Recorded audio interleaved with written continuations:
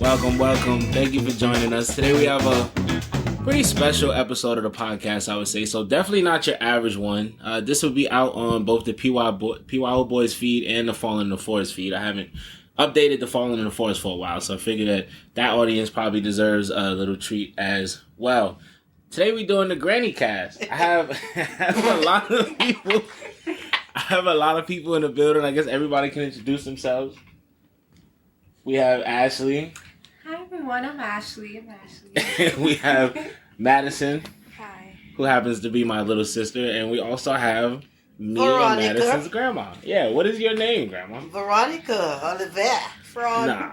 What is your full name as it was originally? What were you named at birth? My name was Myrna Veronica.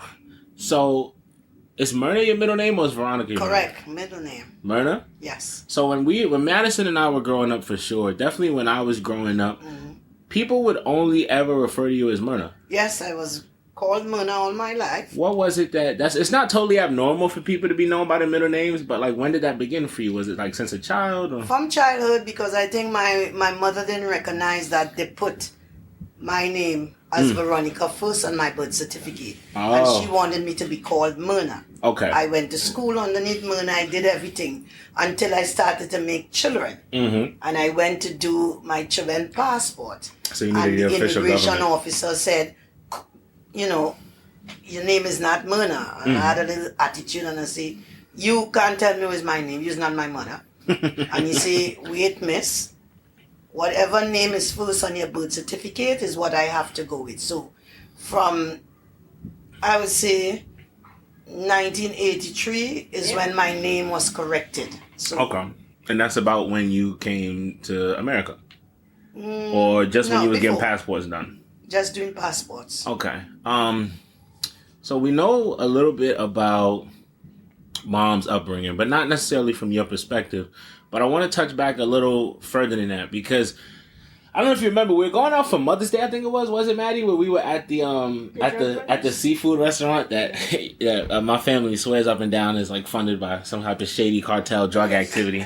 But we were talking, and I remember I said that if I was to have a child, I would want to name my child Bartholomew, and that sparked you to tell a story about apparently the patriarch of our family was a man in Trinidad. Our family, as it has been known in Trinidad, is a man named Bartholomew.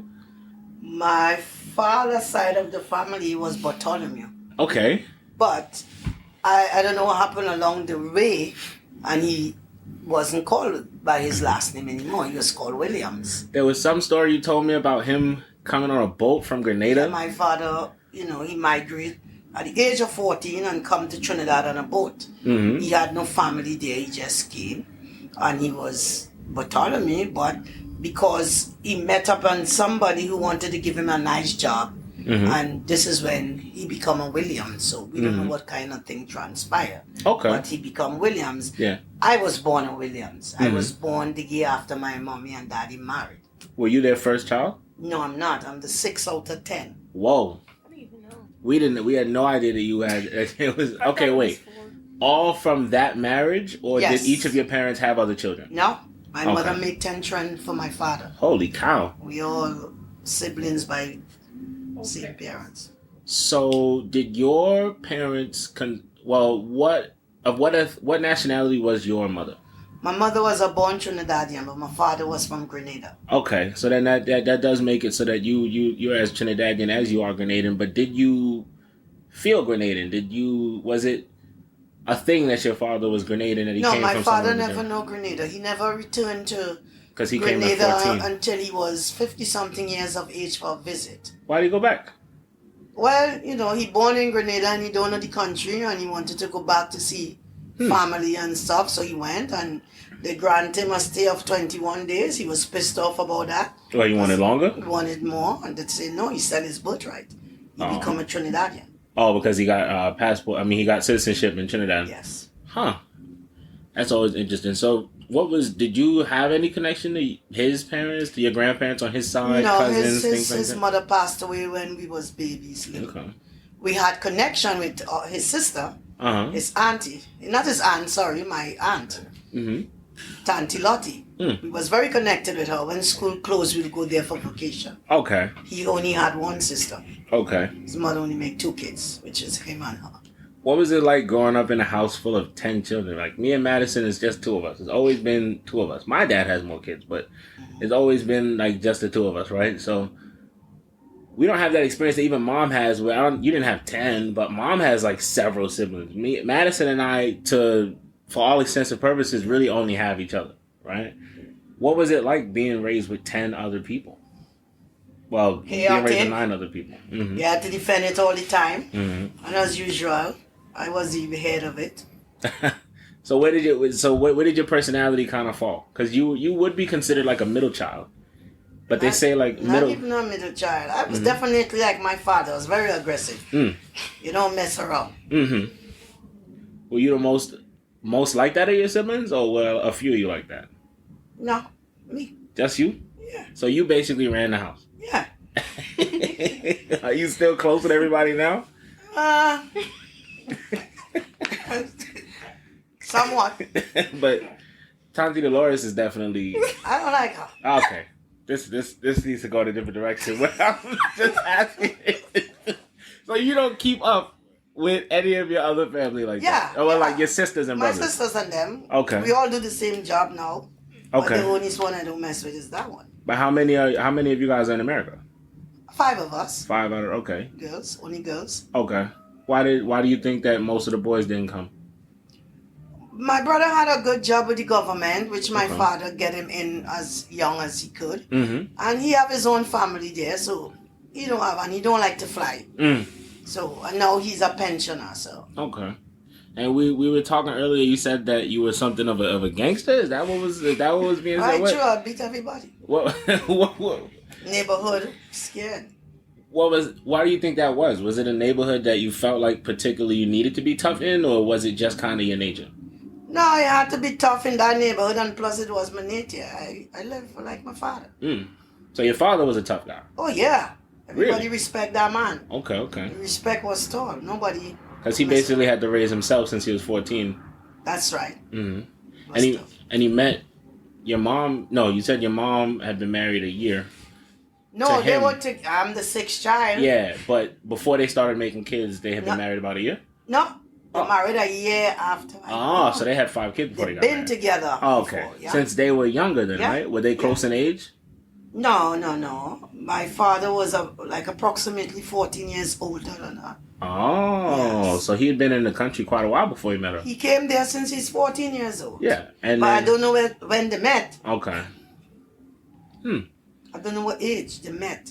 Yeah. That type of stuff you wouldn't know. But you could kind of calculate it because from my first sister age, and she's now 70. 70? Okay. So I guess to get to where this story is kind of going, right? When do you kind of become independent and strike out on your own? Our mother is your first child, right? Yeah. And that's something that for you happened a lot younger than maybe you were comfortable with. I was a teenager when I had your mother. Was that... Obviously, that was a stressful situation. How did your family react? Horrible, but it wasn't stressful for me. I take care of my child. I never left her with my mommy. She never take a bottle, so she was fully breastfed. I never party or anything when I had her. Although I had her young, I was still a child for my mother. I couldn't do what I want. So she was raised in the house with me and my mother and other people. So you definitely felt like you still felt a lot of love and help from your family, or you didn't feel like you was cast aside, or like no, definitely not. No, we was always together. Yeah, because being in a different country and also it being such a different generation, was there this big hysteria around like teen pregnancy? Was even the term teen pregnancy a thing? No. Okay. No. And the person that is Mom's father, was he much older than you? Like 2 to 3 years older. Okay, so you guys are in similar age groups. Yeah. Were you like schoolmates? Oh, I don't know what school he went to. I don't even know if he went to school. Well, how did you guys meet? From the same neighborhood. What, like under a sycamore tree? What happened? No. He lives in the same neighborhood. We live in the same phrase. He lives on 6th Street and I live on 8th Street. Was he spitting game? Did Grandpa have good game? My Did he God. scoop you up? Oh, Grandpa was nice. Grandpa had girls. Grandpa was hot. And this is mom's dad. Yeah. Clifford Hewitt. Oh my goodness, Clifford. Clifford was the hot thing in those days. They don't even make Cliffords anymore. That's the thing is. Another thing about the island I think is funny is you guys are not done with names. You don't throw them away. They're still making Miriams. They're still making Gertrudes. Yes, we are. Cliffords and the like. Yes. Emmanuel, we still making like Emmanuel. Oh my goodness. So Clifford was the bee's knees. Yeah. We liked Clifford. Yeah, but I had to school him a bit. How did you? What does this mean? What does this mean? He was kind of tough on both, and I had to put him in check. So he definitely was not tougher than you. I don't know who was tougher than who, but I know I take a pick to him to quiet him down. You took a pick to him? Yes. Like an ice pick? Oh yeah, give him a few. What ice is there in Trinidad? Ice pick. We have ice in Trinidad, block ice. Okay. We sell picks. Wow. They sell block ice when you're having parties and all these things to cool your drinks. Huh. You know what a pick is. So about what age? Because I think one thing that I think Madysson and I see a lot of ourselves in, particularly you, mom as well, but I think more so you is kind of an affinity for music and lyrics that move you and stuff like that. And I noticed that when you listen to music, like you pause and you take very careful time analyzing the lyrics and you like, this is good because she said it this way or he said it this way. And I'm very similar when I dissect music and stuff like that, where I'm like, he could have said it this way, she could have said it this way, but they said it this way, and that's what makes it. What age do you think that kind of started for you? I know music is, first of all, as far as most culture, but specifically in Trinidad and things like that, music is just kind of something you can't escape, right? It's pretty much in everybody's bones. Yeah, because our culture is steel band and calypso. Mm-hmm. We was raised with that. That's our culture. Mm-hmm. Every country had the thing. That's ours, calypso and... Mm-hmm. Steel. And how is that different back then? Because I listened to a lot, and I listened to some old, I listened to Sparrow and stuff like that. But different back then because we didn't have soca, monarch, and all these things. Yeah. It was more like pecan. Okay, which is what? How would you describe that? Like,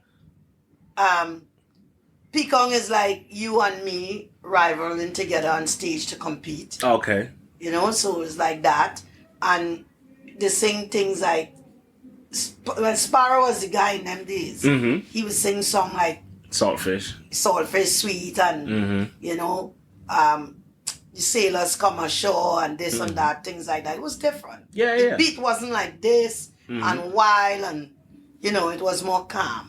One thing I think that is a common thread for me is whenever somebody who's never listened to soca, right, or anything like that, whenever they ask me what it's about, I go like 90% of it is about soca, right? Yes. And then the other 10% of it is about just regular stuff that were going on in your life. Yeah. Is that similar to the content that you experienced back then, or was there different focus in the music? Was the music focused on different? It was a different focus on the music. Okay. Definitely, it was different.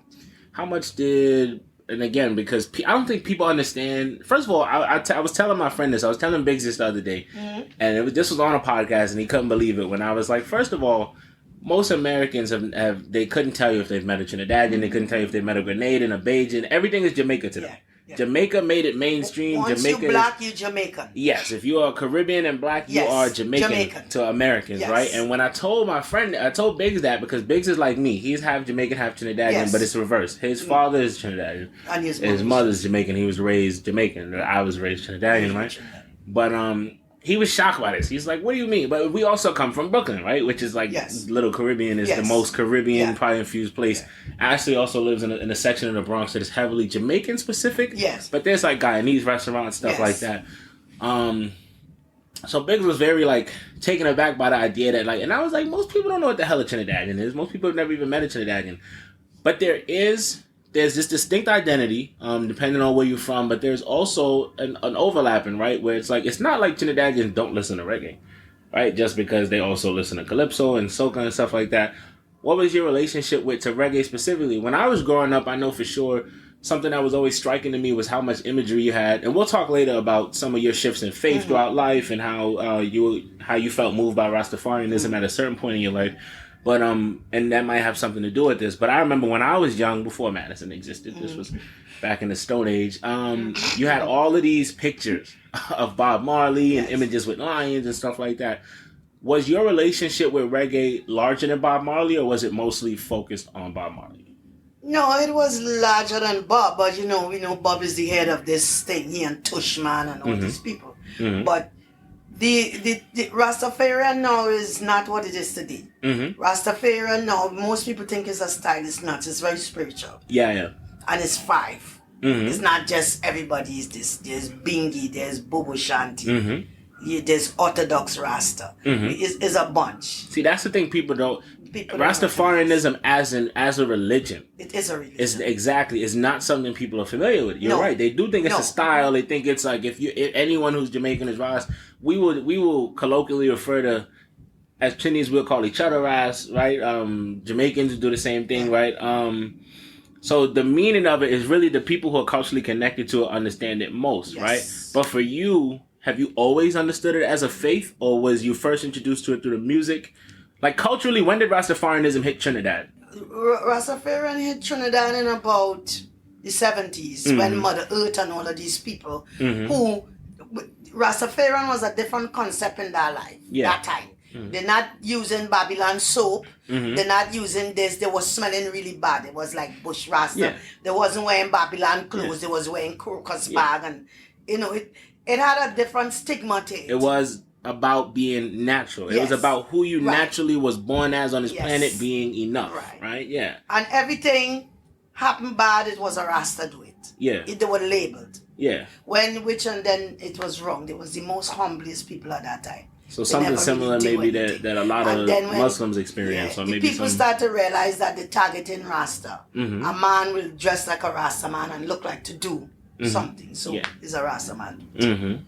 But when the true Rastafarian and them, these people live a quiet life. They read the Bible, they smoke the herbs, they don't cheat. They stick to one woman. The woman is the queen and the empress. And when she has a man, he's the king. It's a different type of lifestyle. No brawlishness and no loudness and no Rasta fighting woman and woman cursing. We didn't have that. Yeah. It was humble.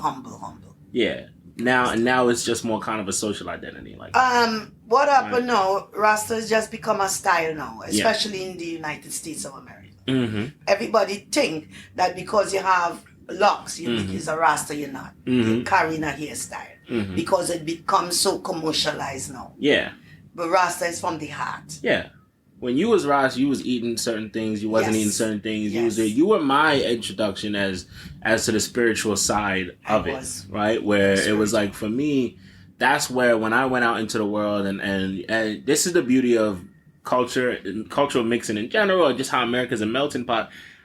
You go to school and you go out into the world, and what you do is you bring your culture with you. You educate your peers. They educate you on some of the things that they go on with. Even like Madysson has a different perspective. My perspective, as far as who my two biological parents is as a first generation American, right? Like those people, we don't have roots in the South. We don't have roots here in the third. Might be in the South of Trinidad or something like that, but we don't have much connection to this country outside of my connection, which is having first been born. And then Madysson's a little bit different. Well, we were raised by the same man who we both call dad, but it's who was her biological father who has roots in the South in America and stuff like that. And so a lot of that is a part of her cultural identity too. So she could relate with her peers on that level, but then she also brought this side of helping to educate her peers on what Trinidadian culture was like and what the small things and the quirks and the proclivities that you get from your respective side. And that was a cool thing for me that I was able to kind of take with me, is like to educate people on the spiritual side of like Rastafarianism and stuff like that. And it encouraged me to definitely do more work and research and understanding what it was. And like I said, we will talk about the role of spirituality has played in your life. Has it always been? I know that Mom's upbringing was very... We was raised in a Christian home. Yes. We know Christ from children. When we were small, we could tell you the whole Bible from here as children. We had Bible studies in our home 3 times a week. Everybody had the part to say when that time come. My father was a very strict man when coming to religion. And he ruled with an iron fist. He was the tough one. My mother was the matriarch to make sure everybody stand in line and do the right thing. But he ruled with an iron fist. So it's God or nothing. Yeah. You can't live underneath my roof if you don't be here a certain time for Bible studies and things. He was never too grown for the man. He didn't care. You could have kids. If you say come in his house 7 o'clock, you better be inside 7 o'clock. Yep. And you guys all follow that rule. But where did you find time to make all this trouble? Well, living under a roof like that. Fighting. You talk, I don't like how you talk, I had to think. And don't. So you was whipping ass on the streets and then you'd be home by 7? For Bible study. Yeah, I have been fighting from school. I was very bad in school. And was your father understanding of that as you have to defend yourself, or was your father... Did he not like that? My father didn't know I was fighting on the street. They wasn't calling home back then? No, what are they calling? We didn't have phones, we didn't have nothing back then. Damn. Unless the principal sent out direct message to you to tell your mother come to school. Okay. My father was not wrong for that. My father didn't care about those things. My mother is the one. Okay. She did everything. She kept the family in line whilst he run the streets and things like that. She's the one was doing everything. Yeah. So things definitely change generation to generation, right? Where like I would say, like for me personally, I wouldn't hit my kids, right? But at the same time, Madysson and I have experience with physical discipline, right? I don't know how Madysson feels, right? But I know Mom couldn't escape it from you and Seko and Marjorie and all of them. But was that something? I feel like every generation back in our family is more of a looming specter, right? Like in the sense of how often were you afraid that you might be disciplined? How much did that keep you in line? Never. I didn't care. I didn't care. I know I'm going to get in trouble and that's it. I do what I had to do.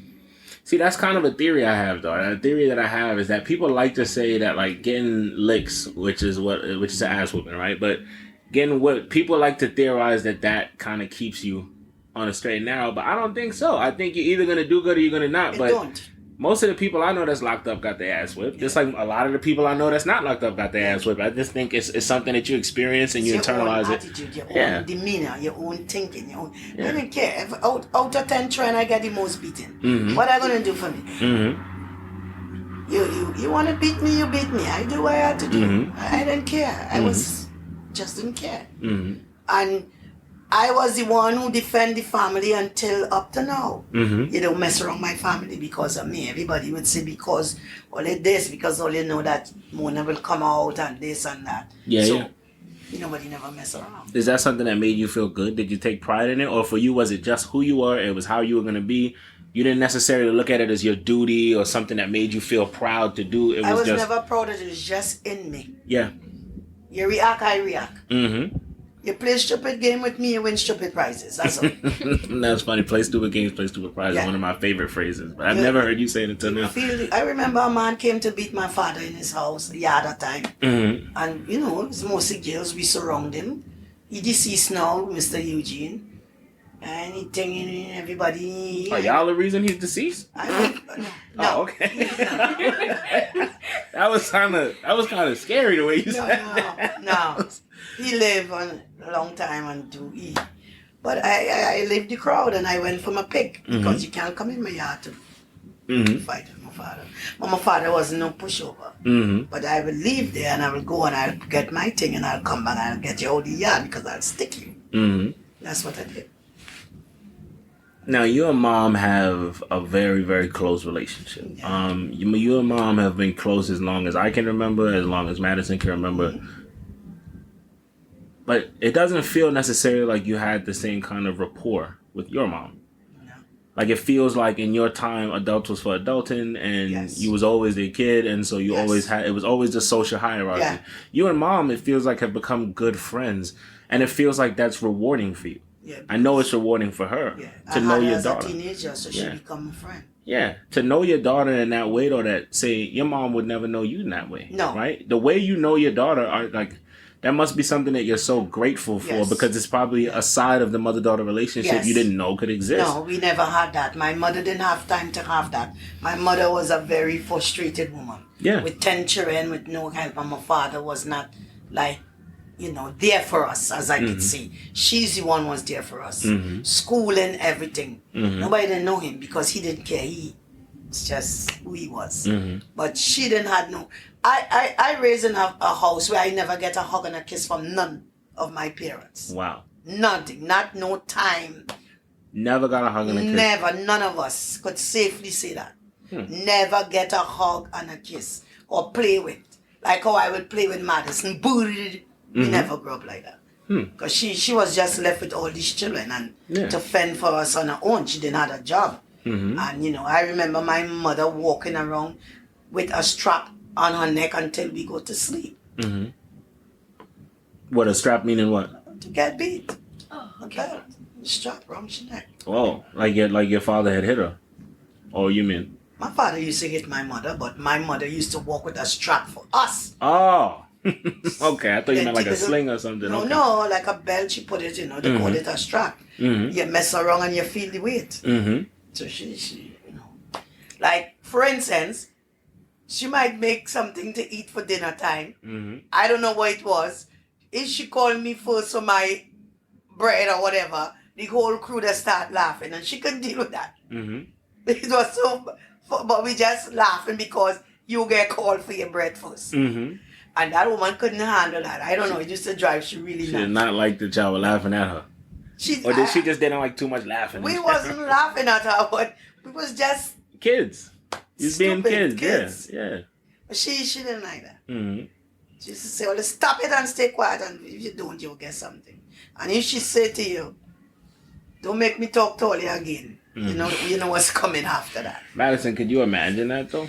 Could you imagine not having that level of affection between you and grandma and you and mom and just that level of companionship growing up? That means so much to American children. It means a lot to children in general, but we don't grow up with the idea that we're not supposed to have it.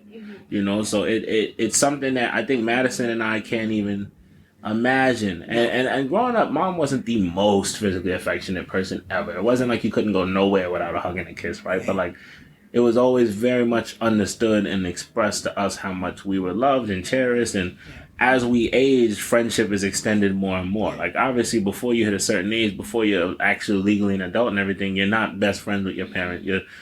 You have a close relationship, but they're trying to guide you. They're trying to help you. They're trying to raise you. But as you get older, with our mom specifically, we see that door open, like an opportunity to be more of yourself and to learn more of yourself. And I think, could you imagine that, Madysson? Could you imagine not having that? No. It's like weird. But have you spoken to grandma much about what her life was like, maybe before all this? Mommy tells me all the stories. Like, it was just like, do this, do that. If you don't do this, you're gonna be... You get beaten on vacation, you forget. Yeah. Who beat you? I think it was beating out of me. I don't remember. But I think it was Seco, right? Your grandfather. Yeah, I came back and I did not like those people. And I love them. I love them now. I loved them then. I did not like them though. I did not understand the concept of family being mean to you. They weren't nice people. Right? We over here, all they call it abuse. We don't use that word. We don't know that word. We never use that word in Trinidad. Never. Himself, your mother or father beat you. We don't know about abuse. No, we don't know. We only know about these things here. That was the rod of correction. They correct you. I was raised where your mother friend could have beaten you in the street. Yeah. If you be disorderly, because we was raised by a community. If I disorderly in the street and my mother friend see me getting on a type of way I shouldn't, she could give me some slaps and say, go up the road and meet your mother. I dare not say anything. And bet your life before I meet my mother gate, it didn't have this. I don't know why this on the street no, because if I say it, Malik beat me in the street, first thing she'll say, if you didn't do something, Malik couldn't beat you. And you don't want the person to come. So you're frightened, no? You're going in there and you do nothing. You don't want them to come and tell what you did. Yes. Because then you get it again. Yes. So how many children would you end up having? How much when I end up having? 7. Yeah. So mom comes from almost as big a family as you. But the Yes. difference between you and mom is the first. She's the Right? first So child. mom talks about a lot of the time helping to raise Yes. her younger siblings. Yeah. And I think... Well, not her younger siblings, because her siblings never lived with her. She Okay. raised cousins. There we go. Yes, she never lived with none of her father kids. Okay. Because she's the first child for me and her dad. Okay. And she never lived with her father. But Okay. everybody was making children in my house. Yeah. So anytime you're a little bigger, it helps. Okay. So when so Shamian, who that they don't have the same father. No, they don't. But No. did she help raise Shamian? Did she help? I No. know she helped a little bit with Because Karan. Shamian lived away from us, and then I had left the home young too and went. No? Okay. Yeah, I was out of there when I was like 17. Mm. Yes, I was living with Shamian's father at the time. So would you say that you were, who would you say you? I know you would end up being the closest with mom, but who did you feel the most close to? Just that you either had to take care of the most, or that you were most present in their lives. Who saw you the most?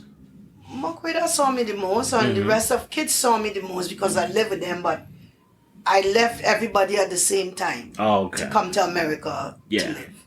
And when I left them, they were in one spot. My mother take over and raise them for me to come here. And then your mother, part of her journey, she left and went by her father family. So that's how she ended up here. Yeah, she doesn't talk about that. She ended up here. I think I don't know if Madysson assumed, I think I always assumed she ended up here with you. No, everybody thinks that she living in America way before me. Really? That lady living here since she's 16 years.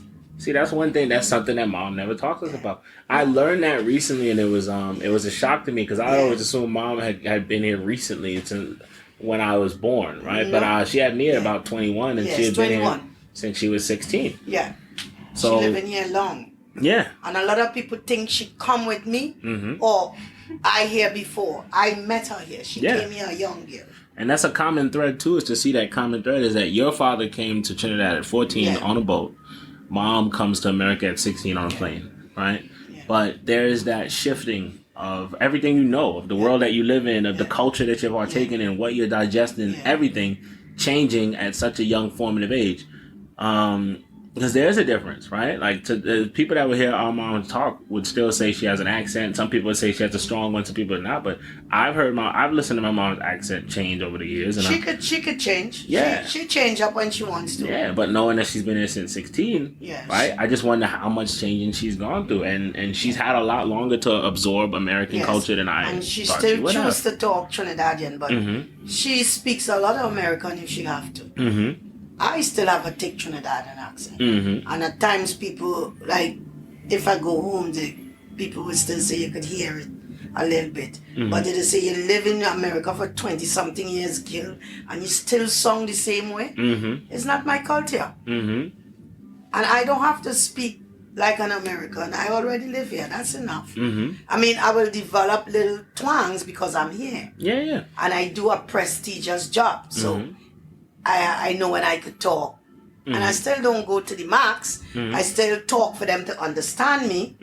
But I keep my culture. Yeah, what is important? I'm not going to try to break code. Just to say, listen, she's American, she's a foreigner. No. I wouldn't do that.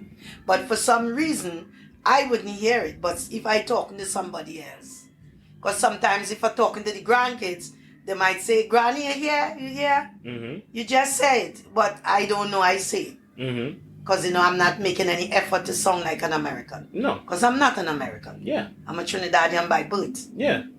So me living in this country 20-something years doesn't make me speak like an American.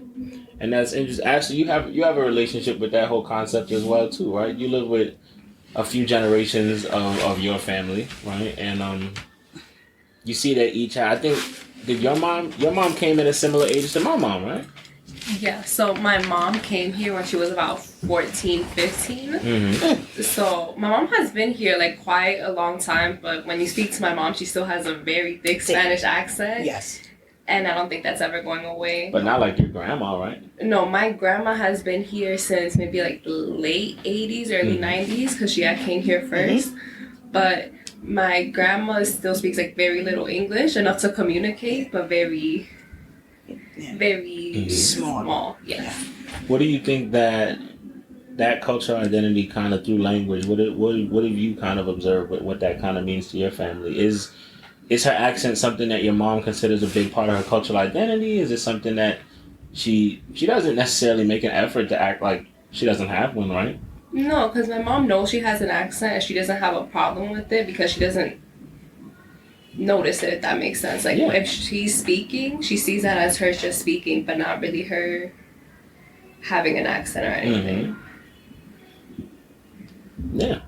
And that's something that it's so unique how that happens, because we as first generations, we come and we kind of just assimilate in that way. Whereas like Madysson doesn't have what anybody would consider a West Indian accent. I don't have one. Ashley doesn't, have what people would consider necessarily a Dominican accent. We speak like the neighborhoods we're from, right? She's from the Bronx. We're from Flatbush, Brooklyn. But that's something that's so unique and observable. And it's observable in cultures all over the place. It's observable in first generation Italians, Russians, whatever may have you. Those things are the things that they serve as the foundations, right? They keep us ruddered to our culture, to our heritage. Things like that make us different. And how people speak and how people choose to speak, namely, because a word that you use, that grandma, that to me is like really indicative of you say you choose to continue to speak like a Trinidadian. On some level, it is a choice, right? Because some people work really, really hard to assimilate and change things. And they'll do speech therapy and they'll go take classes and stuff like that. But for you, it's not something that you've ever felt is necessary. No. And when Madysson and I listen to you talk, we don't feel like we're listening to somebody talk with an accent. When Ashley hears her mom or grandma talk, she doesn't feel like she's speaking to somebody with an accent. Ashley speaks Spanish, right? And it's like, it's always interesting how those two parts of the consciousness interact with each other. Right? Where you have an identity as an American who was born in America or whatever have you, but you also have the identity that is passed down to you through your family. You have who you are with your grandmother, who you are with your mother, who you are with your siblings and friends who share the same cultural heritage. I just think that type of stuff is fascinating. But mom goes off to live with her dad and comes here at around the age of 16. No, she never went and lived with her dad. Okay. She lived with her father, aunt. Okay. Yes. She lived with that side of the family for a little Tracy? Yeah. Tracy's mother. And for you, were those people that you still considered good friends, good family? Were you still connected with them? I was never connected with them. Okay. So how did that come about? Her going to live with them? Because they know that she was their family. Okay. And, they know late in life and they adopt liking her and stuff and things like that. And they were very nice to her. So she ended up with them for a while. And then the aunt husband had a very prestigious job where he get visas for everybody. And, they came here. Huh. But she didn't go back with them. They had a foundation home. Yeah. He was working for the airport at the time, and his wife had a good business where she was running and stuff like that. Huh. And so when do you find out that she's going to be moving to America? I find out that very kind of abrupt. And that was it. Did it make you sad? No. Because I have tough skin. And if somebody want to take a journey to make their life better, I would never barrier that. You have to remember we was raised in a tough home where tears wasn't like easy to come. We were raised tough, And remember, I make her very young, so I wasn't considered her mother at the time. My mother was considered her mother. You know that kind of way? Yeah. Because I was young. So my mother had all the say in her life, not me. From young. Yeah. Because I was a teenager. And she come like she was my mother own. Oh, you feel me? Yeah. So like the people that knew, but anybody who didn't have to know just would figure that was one of your mother's children. Well, I remember a time I had to get her a pair of sneakers, and mommy said go to the school and get her to take her. And I was chased away by the principal. What? He said, you is not her mother. I know who her mother is. You can't come here and take nobody out of the school. And I will let her mother know.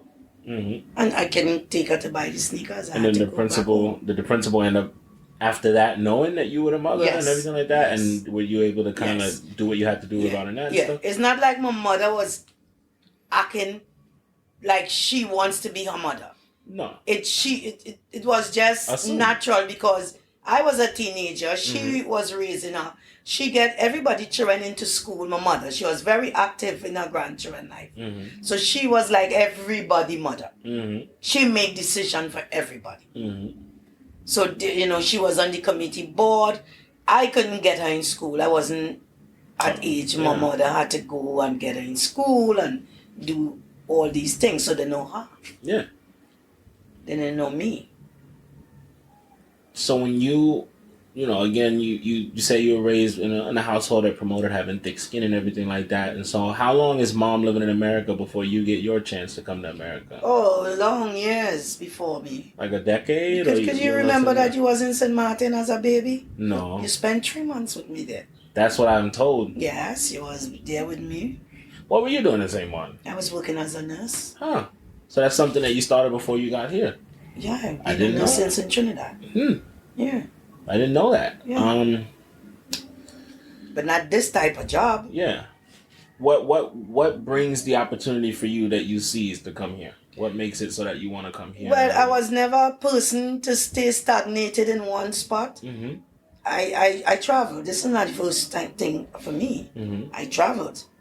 I lived in St. Martin for 6 years with no family, no brother, no sister, no uncle. I just get up and journey there. I said if it worked out in 2 months, I stayed. If it don't, I return. And this is incredible because this is the importance, I think, of other people hearing you tell your story, right? I'm noticing this common thread line of just our family never being afraid to go somewhere else. Your father coming here in a boat at 14. Yeah. My mother coming to this 16. country at 16. You going to live in St. Martin for 6 years. Yeah.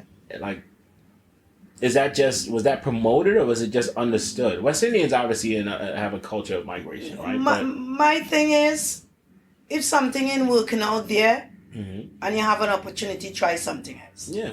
I had nobody there. I had a friend and I said, I want to go to Tortola. I was to go to Tortola. And he said, girl, where you going to go to Tortola for? And you could go St. Martin. I have a friend I know there named Christine. Yeah. So when you get there, ask for Christine. So I did just that. I stayed in a guest house for like 3 days and then I asked for Christine. Yeah. There she was. And she said, you could come and live with me. And she was very nice. She would go to work. I would cook and clean and stuff and things. Yeah. And then she said it have an apartment in the yard. If I wanted, she could get it for me. Nice big apartment. So I say yes. And then when she take me to the lady says, the lady name was Helen Libier. They're from Puerto Rico, they're Puerto Ricans. But they had business in there. And she said, well, you could work for me for the rent. Yeah. So I was working for her, but I wasn't getting paid. Yeah, you should. But I will eat by Christine. Yeah. Christine is also from Grenada. Okay. I didn't know her before. Right? And I eventually get the apartment. And me and Christine was living in the same yard. And she was very dear to me. We never had a problem or nothing. And then, whilst I was working for this lady, I put in my paper in that place to get the job. And I never get the job till 2 years. But I keep working for no salary. Yeah. Because I could eat by Christine. Yeah. And stuff. So I work until I work myself. And then one day they called me and there I was. I stayed there for like 4 years. And then they had this bad hurricane named Louise tear up the whole of St. Martin. And then that is when I left. And you leave to go? To Trinidad. To Trinidad. And how long do you spend there before you come to the United States? Like a year and a half. Okay. When you come here, do you and mom immediately reconnect? Yes, I was always in touch with your mother. She always called. From the minute she realized she was pregnant, she called Trinidad and called me. Okay. No, we was always in touch. Okay. It's not like she was just in America and we had no communication now. So you would talk very often? Yeah, your mother came to St. Martin too. And then I obviously was there too and stuff like yeah, that. but you wasn't with your mother. Your mother, I think we collect you off the flight. Okay. Air hostess brought you. Okay. Because nobody didn't bring you. As far as I could remember. Which is also something that is so generation specific, right? It was like nowadays, like how old was I? Maybe 7 to 8 months. I was on a flight alone. I'm not sure, but I didn't collect you, and your mother didn't bring you. All right. If anybody to bring you, it's her aunt. What the hell is going on? So y'all She's the only just, person could say how you get there. y'all just posted me airmail. I'm not sure. I'm not sure if Auntie Carol brought you or if I collect you on the flight. Because you How could do do that. You could pay for that service. But how do you know I'm Malik? How you know the right person got off that Because plane? you're my grandchild. I see a picture as I know you, I saw you. Good Lord. But I got only quid I can answer if Carol bring you. I'm But some you guy spend named like 3 fucking months. Gerald. I don't even know. Who am I? What if I'm not Malik? It was me. What the hell is going on? 8 months? You put an Some months you 8-month-old was not, baby. you was barely doing anything. I wanted you so bad to spend time with me and you came.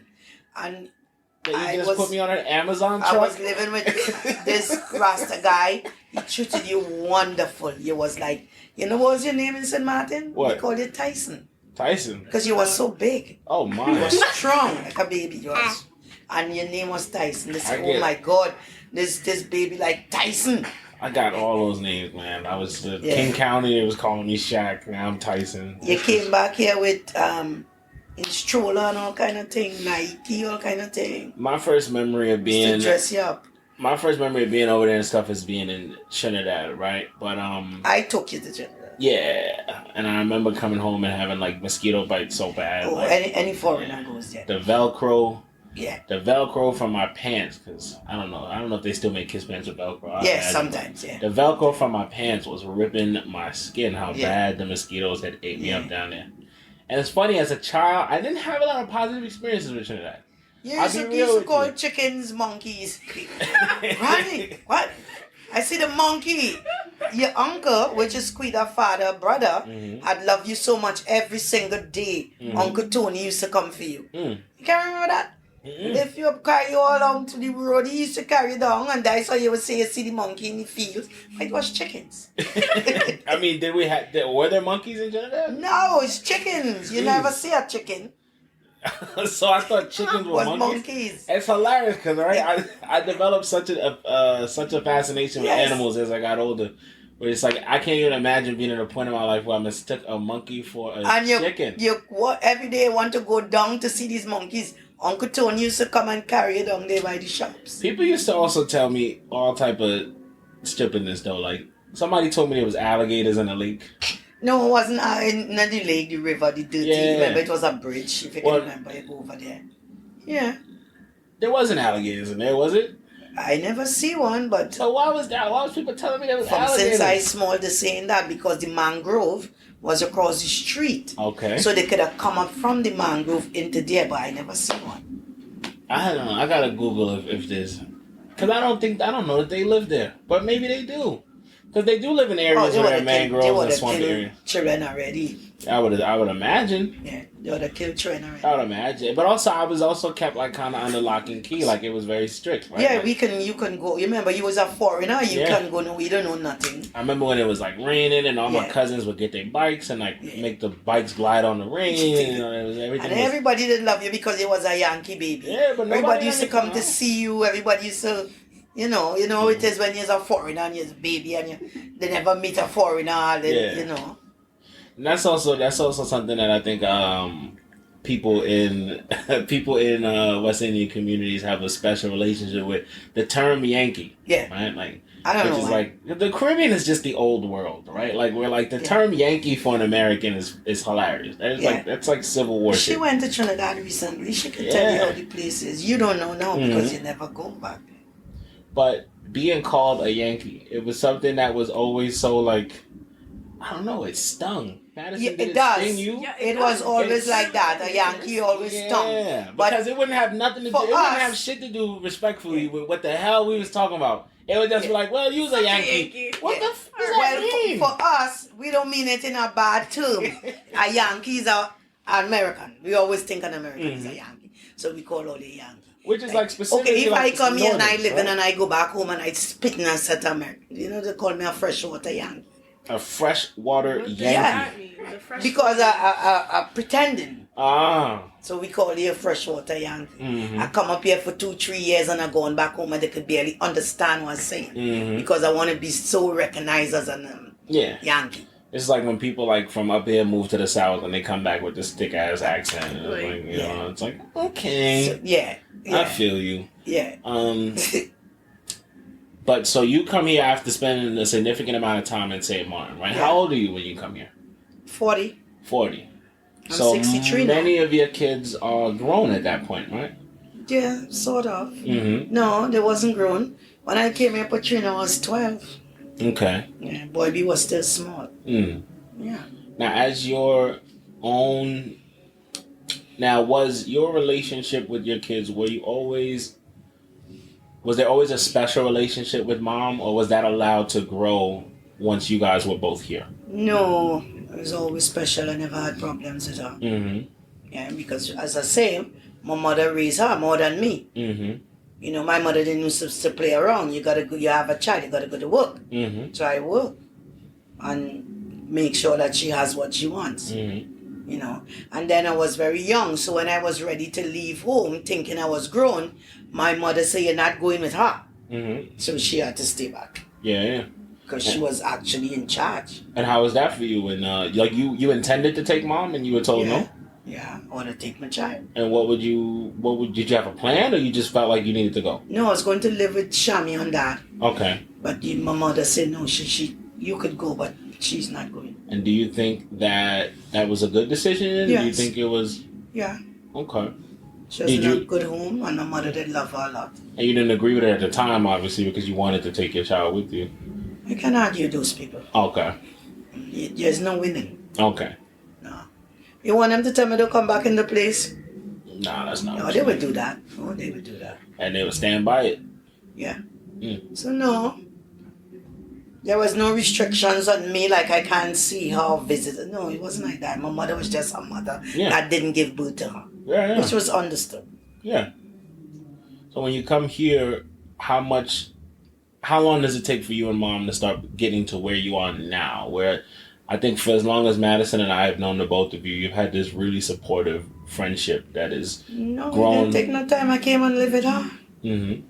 When you were small, you can't remember? Mm-mm. I used to sleep in the living room. It had no furniture because she wanted you to be able to play. Mm-hmm. So she didn't want you running in and crashing into nothing. Mm.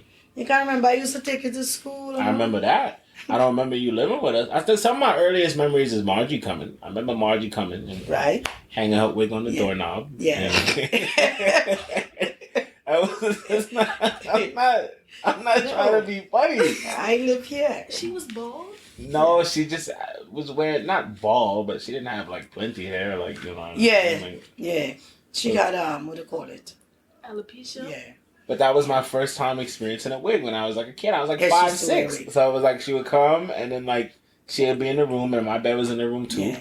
And she would hang her wig on the doorknob. She'd take off her wig and put your clothes in the night. Yeah. Right. But I came here when you was about 5, 6. Mm-hmm. You can't remember I used to have to take you to school in that school you went to up on First Avenue and St. Mark's or whatever. Yeah, that was St.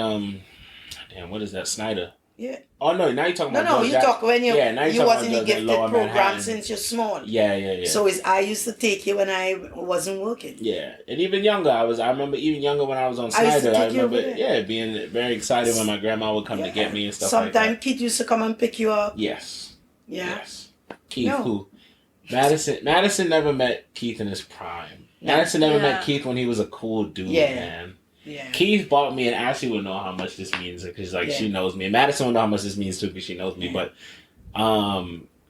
Keith bought me my first ever Dragon Ball Z video game. Yeah. That was like Budokai, Dragon Ball Z Budokai 1. Yeah. This was like 2002 maybe. I just got my PlayStation 2. I did not have a memory card, so I used to leave it on all night so I could beat the game, at least so I could know how it ends. And then it was just... But Keith was one of the first older males in my life that had like shared interests and kind of, as a young man, or even perhaps I can't speak to it, but I'm sure young women feel the same way just about whatever interests them, right? These older people who are just cool, right? They're just cool, and they show you that you can get to adult age and still like the stuff that you like now, right? Where it's like he just was super supportive of everything. He was a good guy. Yeah, and life and stuff. He struggled with mental illness and stuff like that, and he's having a really tough time with it. Yeah, and even that is something that America, as we come to America, because a big theme of this episode is how families change and how experiencing different cultures change everything. What would have been made of Keith's condition if we were in the islands, if we was in Trinidad, if we was in somewhere else? Like, nothing would have been made of his condition. He'd have been eaten from the trash can and nobody would know. It's just an island thing. Yeah. Because, for instance, if you start struggling with mental illness, it wasn't recognized the way it is recognized here. The first thing they would say if you do something funny is like, is the fool you playing, you know? Nobody, we didn't know. Playing the ass, playing the monkey. And if you continue that, I hit you one piece of wood up. And that time, you know, they never take it. They still so. Yeah, they don't take it seriously. No. So Keith would have been nothing long. Yeah, whereas like here, we care a lot for him. And he can, you know, even when he's not in his right mind to receive the proper care from us, we extend it, stuff like that. By the way, we see him yesterday. Really? What kind of shape was he in? Very sad. Damn. But you had a lot of friends like that as growing up. And speaking of you talking about growing up in life being a community and everything like that, you had a lot of friends, especially like older male friends who took a liking to me and helped me with a lot in life. I remember one, I got really upset. He bought me a gift and I snuck and opened it early. I never felt so. I don't even know if he ever made up with me, but he was this was something that I don't even remember who he was. He was bald. My friend? He was bald. He was like bald and like brown skin. And he was like so nice to me. And then he bought me up like here? Yeah. Maybe. I might be remembering where it was wrong. It might have been somewhere else. Yeah. But he was so nice and he bought me these things and I snuck and I opened them. I think you gave them to me early because I convinced you to give them to me, but he had said I couldn't open them till tomorrow. And he found out I opened them and he was just so mad. And I remember as a kid, like he wasn't like yelling at me. He was just disappointed. And he didn't want to see me anymore that day. And that broke my heart. Wrong skin with bald head. I've thought about this my entire life. How heartbroken I was to be disappointed that man like that. I'm sorry. I've never forgiven myself. Why are you sorry? Boy? It's me. I messed up. He asked me not to open that. You know what? Sometimes I used to spend the night in his room. He had like a Chucky doll. I was terrified of his room. Up here? I don't know where it was. I wasn't going outside. It shows me. Maybe not. Maybe I was kidnapped. A lot of my memories, I don't listen. I don't know where these things come from. You and his two boyfriend I had in America is Keaton. No, I don't think he was that to you. You guys, I think y'all were just roommates. You had like a separate. Y'all was living like separate. Living where? I don't remember. It coming to me now. You know who is that? Who? He had a down south kind of accent. Maybe. Carl. I think so. Yes. I think Carl was brown skin with a bald head. Yeah. You know what you're talking about? What? I used to live over in Linden. Yeah. And you used to come. Mm-hmm. Carl Wiles was his name. Okay. Yes, from the time you say roommate, it ring a bell. Yeah. Because when I was living there, we was roommates. The people was renting out rooms. Okay. And I had the biggest room to the front as you come in the door. Mm-hmm. Carl. So yes. Yes, and Carl had a kind of demeanor about him. He'll get upset. Yeah. Yes. He originally from North Carolina. Yeah. And I remember it was never close again after I violated his trust like that. And it hurt me so bad. You ain't got nothing to say. Some question for this. Madysson is just dumbfounded. Yeah. She's taking in so much information. I didn't even know like half of this until right now. Mm-hmm. That's how it is. But Madysson, you have a very strong relationship with your grandma.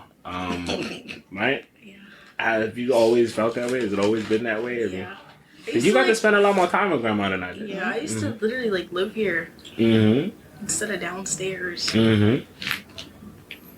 I don't really remember any people though. I just know Keith and Mr. Lopez. No, by the time you was around, grandma was situated, had her own thing, her own flow. It wasn't too many people in and out. But you used to throw. Because we're gonna get connected into like when you became like a heavy duty Rastafarian and everything like that. But a little bit before, maybe during that process, you used to throw the baddest parties anyone has ever thrown. Trust right? me, the neighbors didn't really The whole appreciate building me. used to be inside I of have this seen- apartment. I've seen just like the best parties I've ever seen a person throw have been the parties that my grandma threw in this apartment growing up. When did you become such an entertainer of people? I was always like that.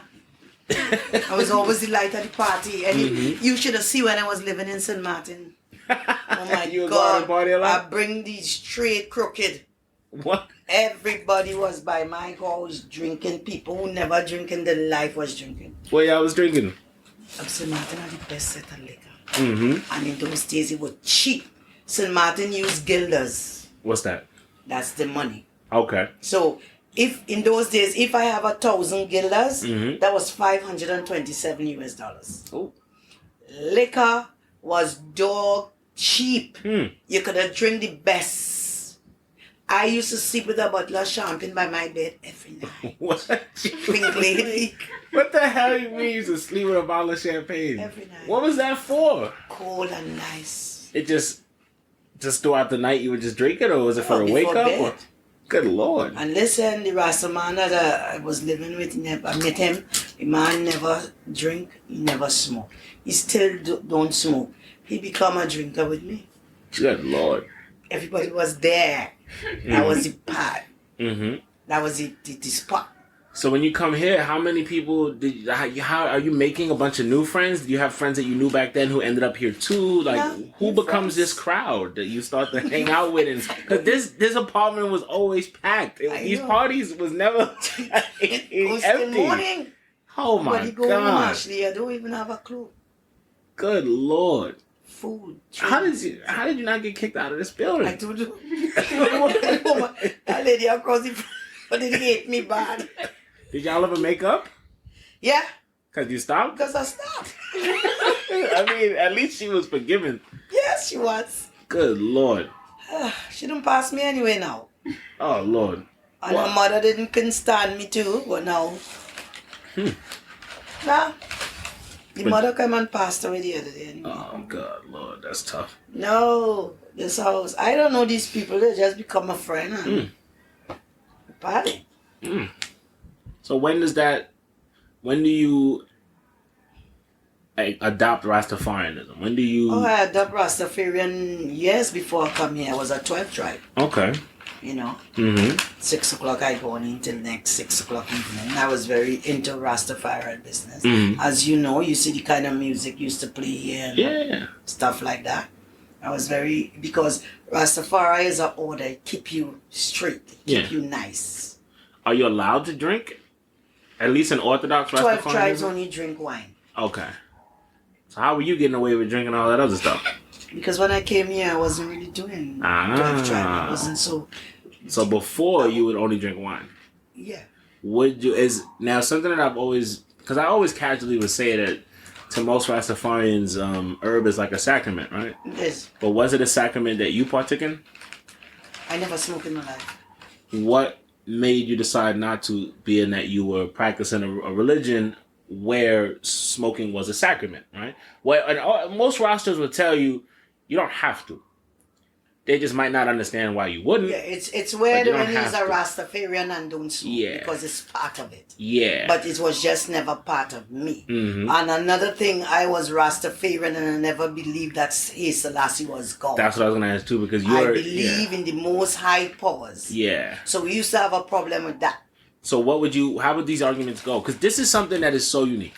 Is that if you're not familiar with the Rastafarian religion, one of the major tenets of it, one of the biggest things about it is that there was an Ethiopian emperor during the time that Rastafarianism was conceived. And this is a mortal man, flesh and blood, that we have seen in our lifetimes, right? People were familiar with.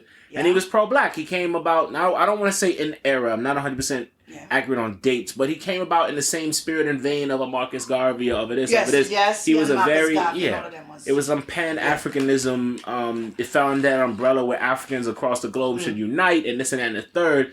And Rastafarianism is very much a religion by the black man, for the black man in that way, where everybody can come to participate in it. It has become a wider culture. Yes. But it was that. It was a religion of black acceptance. Of, you don't have to cut your hair. You don't have to brush and manage your beard. You don't have to do this and do that. You're using natural soap, natural this, natural this. Who you are as a black man or woman on this planet is enough. Yes. Anything else that you do to yourself is not God. That's not godly. That's not what was intended. That's not how you was made. If you was made in God's image and you perfect, then you shouldn't have to alter yourself, right? No.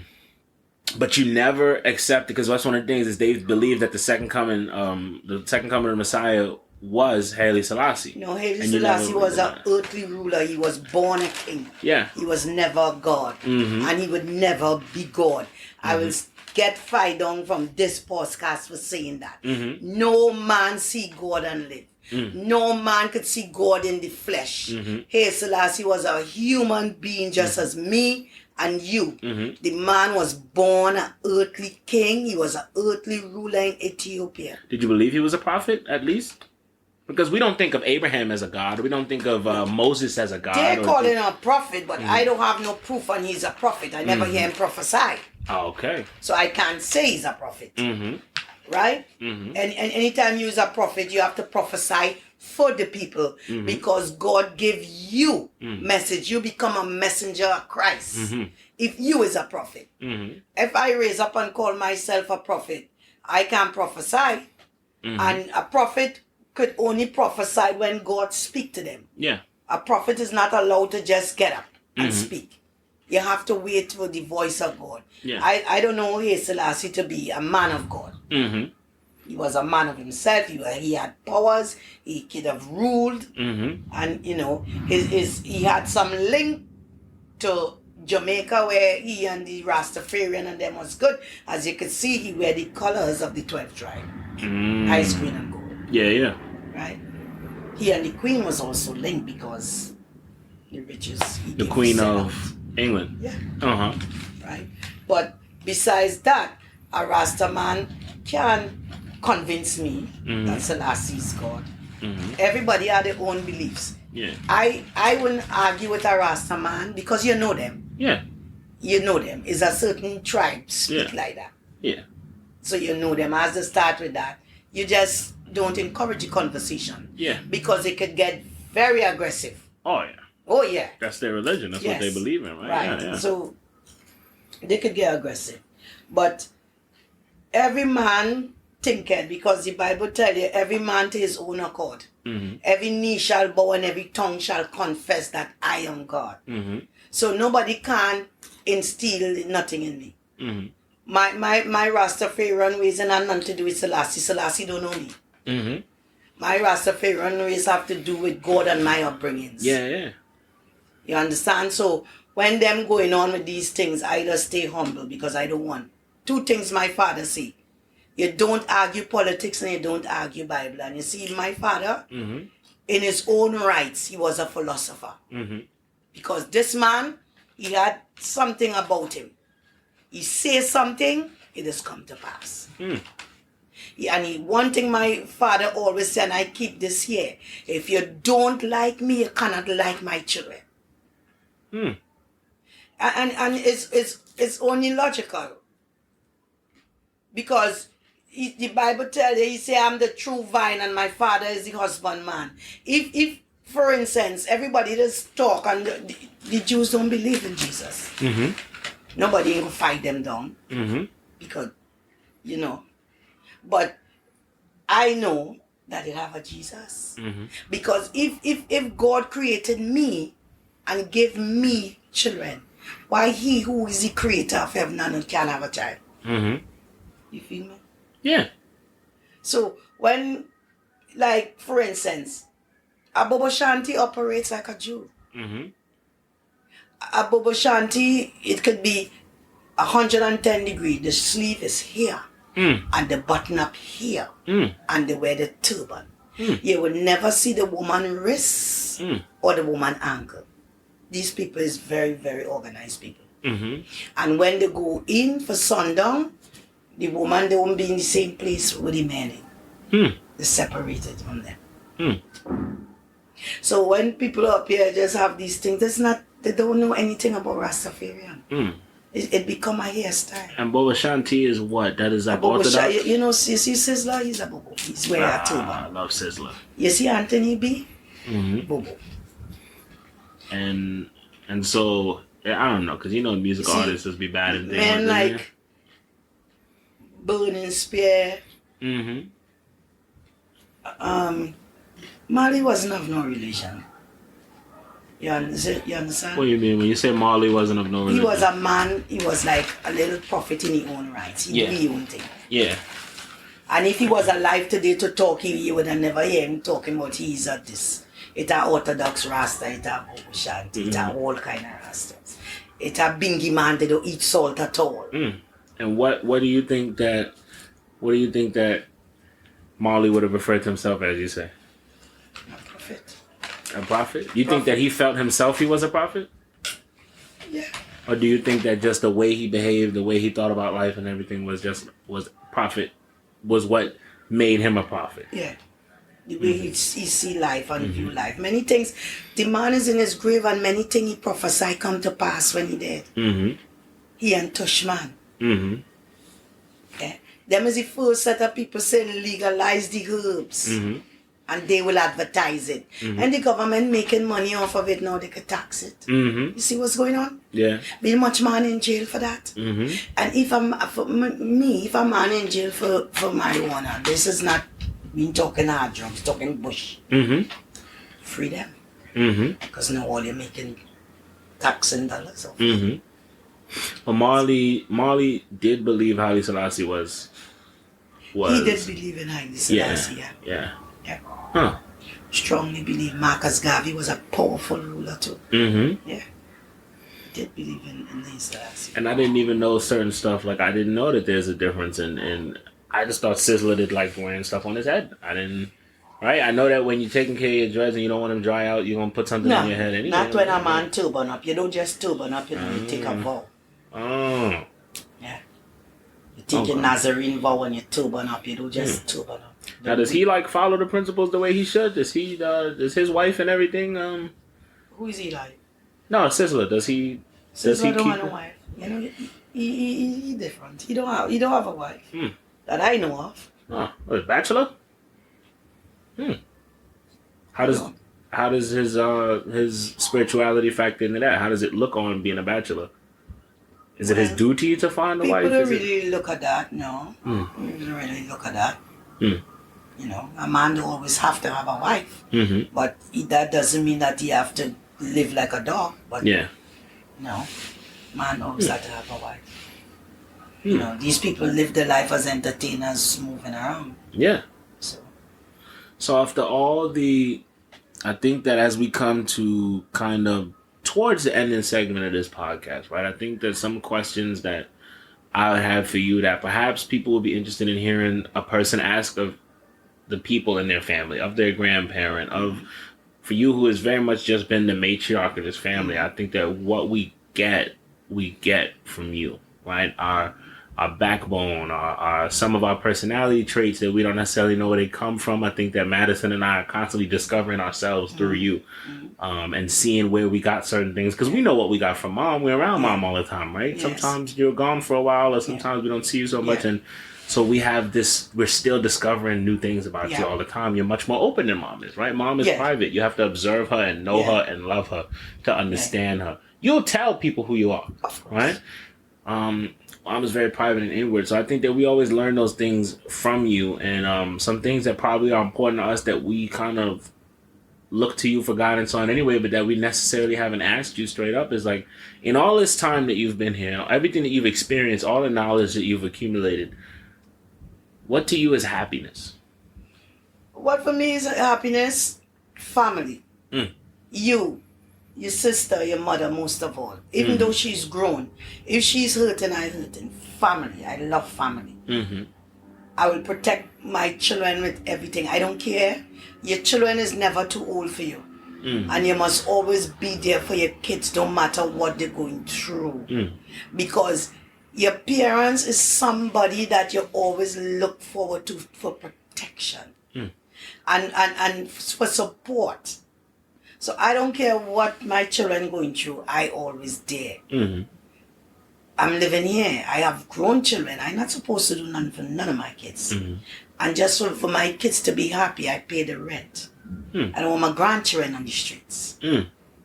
So if your children having problems and they cannot come to you as a parent, the loss in the system and this world, who they going to go to? Nobody don't want to be bothered. I could do 1,000,000 wrong and God will still forgive me.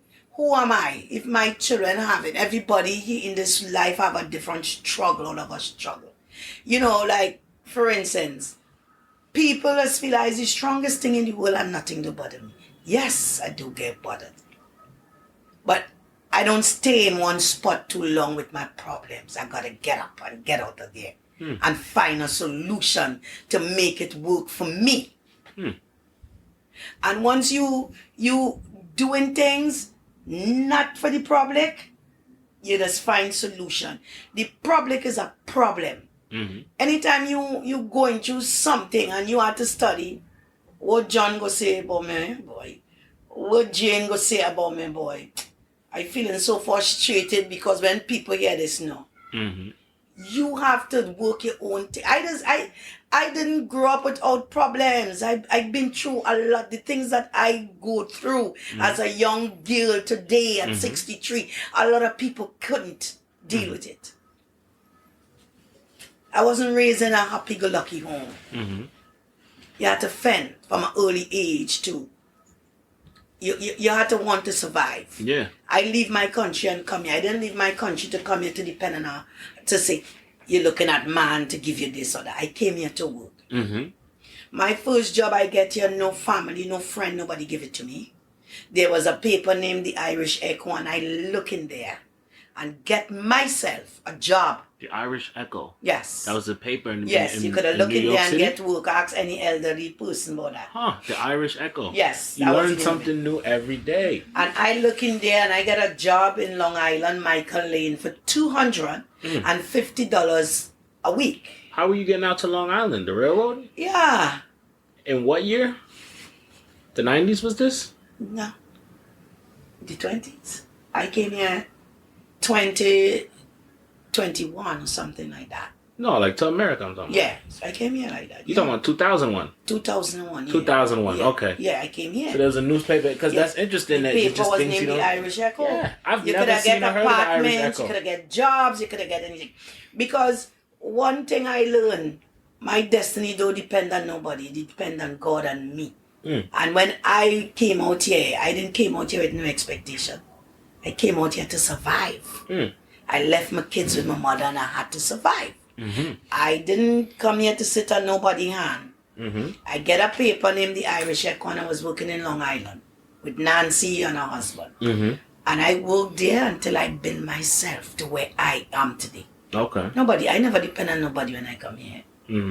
Never. I wear $5 shoes and $3 top and thing. I had my children back home to look after. And I didn't put nothing down here to say I could come here and get a dream job. No. I never shed a tear. Sometimes I walk in and I will look into a window case, something for $5 or $10 and I couldn't afford it. It never bothered me. I never do anything illegal or slept with anybody to get a shoe or shit. That was never me. Still in me because you see I build my own foundation here. Yeah. I came here and I came here to work and make something of myself. I mightn't be the greatest, but I'm very proud of the things that I achieve. And I thank America every day because America have jobs for everybody who wants to work. There is jobs to fix coffee table. Do you know that?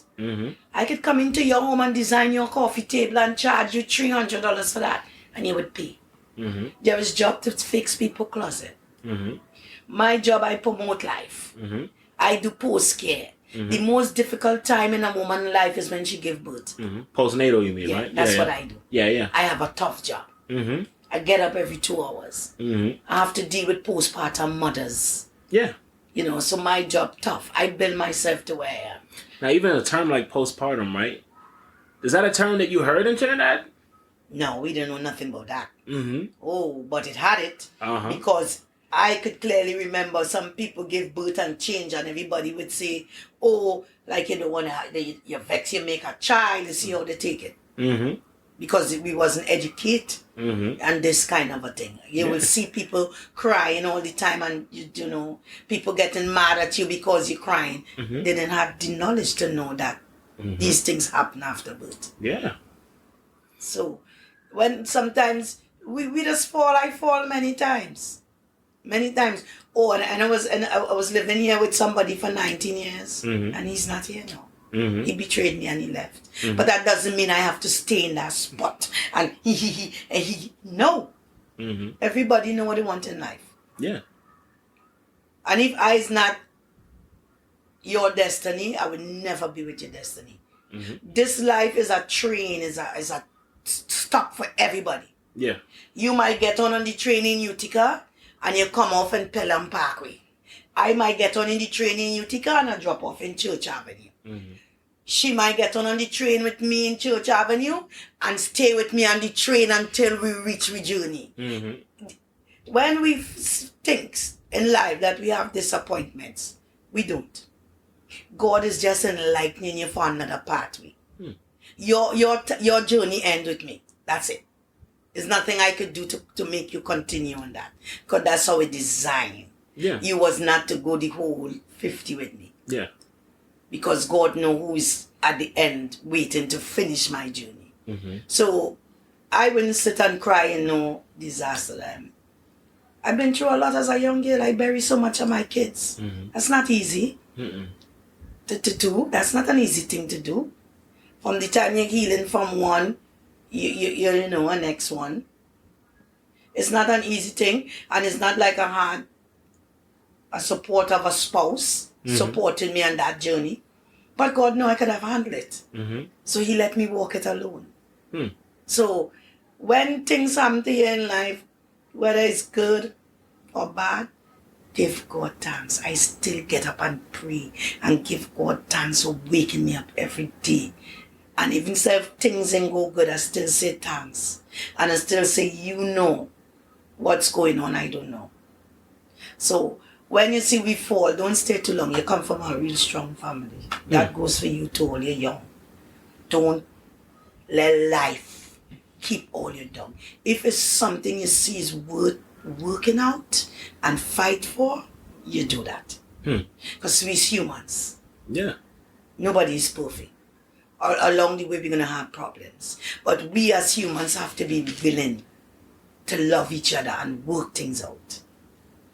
You know, not everything is to get angry and upset.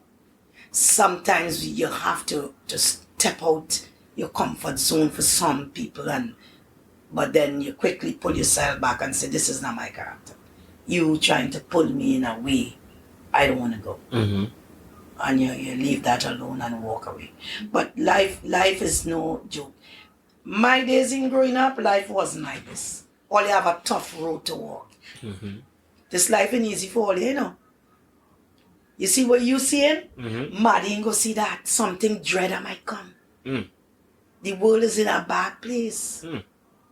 And people doesn't understand that it have things that they call monitoring spirits. They monitor you. You don't even know. All of a sudden you going good. Just like that. Boom. Everything crash. And you wondering, but I was just going so good. And I think Madysson and I have been dealing with that recently. Madysson, Mom, and I, where we won't always get into the most specific ever, but the month of May was really tough for us. Horrible. As a family, and things felt like they were going as good as they had gone in a very long time. And then everything just got really tough. I was just telling your mother that. I said, look at this season for us. I get to find out my husband have children and I had to throw him out. Now, all your mishaps, you don't have to put at it. Then, boom. Everything happened, boom, boom, boom. Yeah. Because God is knowing that, you know, that is not where he wants us. Yeah, and I was just telling my friend that. A journey is coming for us where we will be happy. Exactly.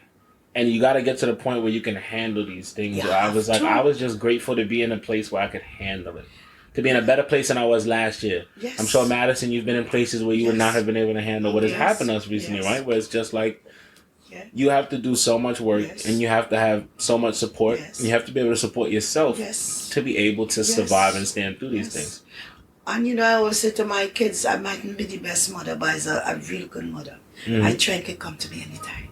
I don't care. It's my children. You think I would turn up my nose because my grandchildren and children? Yeah. God designed this time to happen that we could be close and to be in one spot. And one thing I will never do, Ashley, is make my family uncomfortable here. I always go to work. I am the same. They cannot say I cheat. From the time I come, it's me and she. Me and Madysson never had a problem. Me and this boy never had a problem. It's few people could say what I could say. That girl, my daughter, their mother, never give me no problem. That girl never curse me out, never tell me nothing out of the way or nothing if I say anything different. And that's a blessing in this generation and in this time. I can't tell nobody. There isn't a day somebody says she says something about me to make me feel it. I just show people love. So you see, sometimes when I show you love and you betray me, it's easy for me to let go. Because God sees and knows everything. That your intentions are genuine. Yes. I'm the same. I don't mean no harm.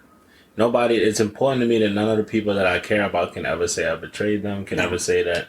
So that, you know, and I always give people way too many chances. But for me, it's because I care about people. And I want to be absolutely sure that... We family like that, you know. I want to be absolutely sure that you're taking me for a jackass before I we are loving put you where you belong. We just put up with a lot before we say, that's it. Because I'd be like, I can't believe this. No way. No way. They're having a tough week. Yes. It can't be this. They're having a tough week. No way. Then the next week comes and it's like... Same thing. Or even worse. What is going on? Like, is it me? Like, it's crazy. You put up with Madysson. Can you relate? Just putting up with so much BS, and it's like, I can't believe this. We doubt ourselves. We give people hopes. Yeah. You know, we always think it's gonna. We blow off steam and then we just calm down and let it slide and then it get worse the next and get worse the next. You know, you just see so much red flags till they start to look pink. You know? You're not lying. You're not lying. I changed the color of the red flag in here. It went from red to pink and then it looked white, fuzzy color gone. Surrendered. See what I'm saying? It gets tough. It gets tough. But at the same time... And you just get some sucker punch, If you ain't strong, you ain't straighten back up, you know. Yes. All that in the game. When you get a sucker punch, you just lose your breath. And also, I've been my worst self, and I wasn't happy as my worst self. I've been in situations that were making me a worse person. Yes. I've been friendships, relationships, whatever you call it, where I'm like, I'm always like this. I've never been not like this, and I've certainly never been the person that I see myself becoming when this toxic thing is here. Yes. Right? And then you have to let it go sometimes, where it's difficult, because it's like, you start to believe that that's you, and then you start to believe you deserve the nonsense you're getting, because you're like, well, I am doing this stuff, you and know I why? am becoming it's worse. It's called trauma bond. Yes. You get used to it, and you try to live in it and tell yourself, this is normal. And then you start now to question yourself, this is me. Sounding like a 25-year-old there. See? Man. Yes. This is why it is be, and people doesn't understand that. Because a lot of people are narcissistic ways in them, and we don't know. That narcissists. I had no idea that my grandma was so advanced in her beliefs socially. Yes. We talking about undetected autism. We talking about all type of stuff that people's grandmas don't talk about. Narcissistic people is people that look normal, you know. But is a very, very deep-seated human being.